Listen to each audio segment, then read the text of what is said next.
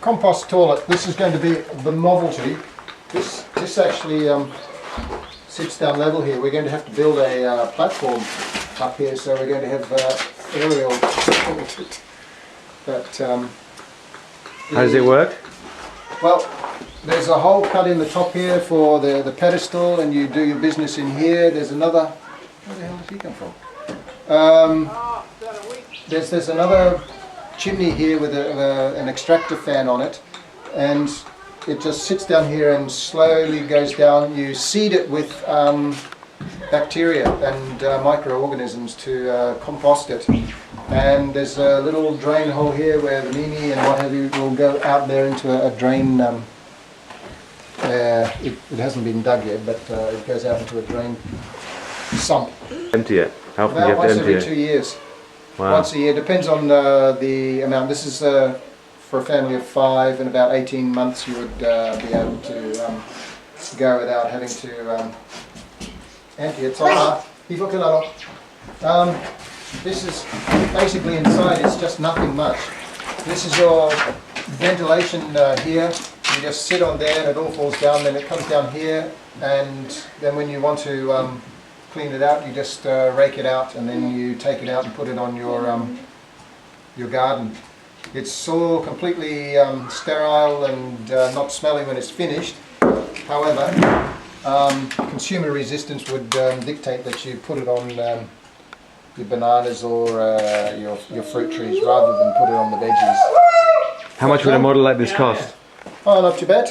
I think this cost me $1,000 in Australia or something like that. It's made in Brisbane. So you get everything. You get the fan, you get this, you get the toilet seats, you get the pedestal and everything.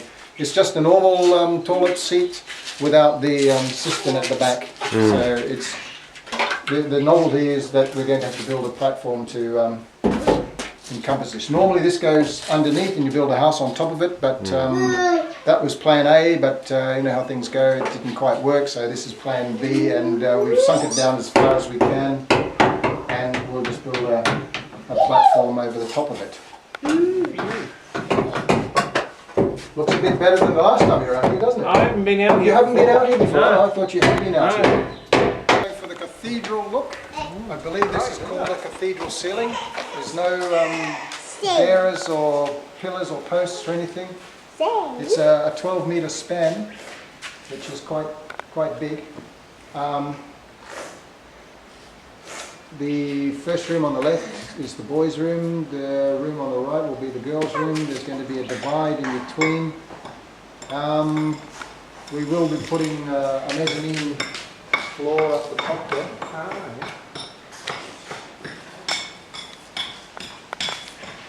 The sliding door is a bit of a cock-up. The builder didn't quite read the numbers correctly, so he's made the opening for the front door a little bit too short, so we're going to have to do something. He's already cut it once, but then the second time he didn't even read it properly either.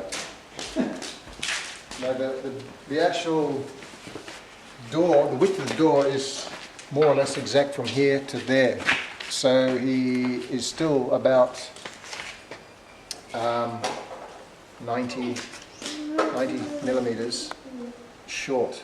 So we've decided rather than having a wooden door frame and what have you, we'll just put the metal flush onto this, and then we'll just put a top plate across there. And so all the windows, they're not so tall. What we're going to do is have a breezeway over the top of them, and the doors as well.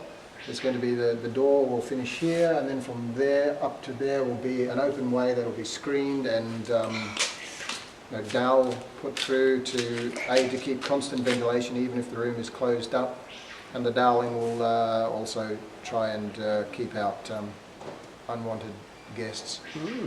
We'll put plywood framing up here, framing close in here. What I'm doing at the moment is trying to frame the gable ends and sheet it with plywood. But you know, we're not going to get much change from 2 grand's worth of plywood itself, so I'm thinking that I will go fibro cement sheets, which are only sort of $50 a sheet, as opposed to the cheapest you could get is about 70 or 80, and if you go up to any other size, you can well over $100 a sheet. Just paint it over it, and I'm a firm believer in that people don't look above eye level, so you can do what you want above eye level. The walls are 3.5 meters high. And solid. Solid at the Coral. base, 600 thick, tapering up to 400-ish on top. And the slope is on the outside only, it's not on the inside. Inside vertical wall, and the outside slope is not too bad. We're standing on a water system here. It's about this big and 7 meters long by about 3 meters, so that's about 27,000 litres or something. There's a baffle wall in the middle there with holes in it, so just try and stop. I haven't checked carefully, but we had an earthquake the other day, fairly strong. I haven't seen any hairline cracks or anything like that, so it should be okay. It's sitting on a big concrete pad. The foundations were 600 by 600, and the slab is 100 mils thick, so that should be enough. But we'll see as time goes on. Only in that corner over there was a big tree where we came up to the edge of the tree itself. One of the reasons we didn't shift this down further was that there was a big mango tree just here. There was another tree on the corner there, and I didn't want to move it down away from the road edge, because you've got the problem with settling, and there's nobody here who's got a compactor or anything. They would have just built over the top of it, and the ground would have settled, and we had cracked on the corner of the house and so on and so on.